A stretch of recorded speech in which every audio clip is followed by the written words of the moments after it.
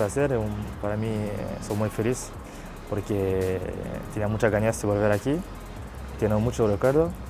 Estoy esperando de mi primer partido en el Mestalla, que es un estadio para mí espectacular. Para mí tiene muchos recuerdos buenos, mucho cambio, pero también tiene muchos jugadores de la plantilla que yo conozco.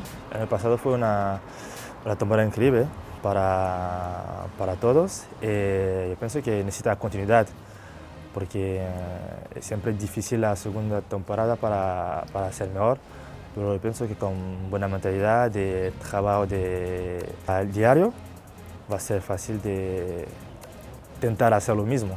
Estaba hablando cuando me fui con Dani a veces, también tiene con Doubia que a veces me dio un mensaje. Para mí es muy importante el cariño de la afición, con tu dator en la cancha, tú sientes el apoyo y el cariño de Mestalla. Para mí es muy importante. Yo he intentado darle todo para el equipo, intentar luchar de la primera hasta el último minuto.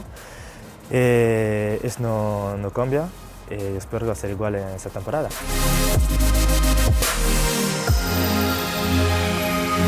Amunt Valencia.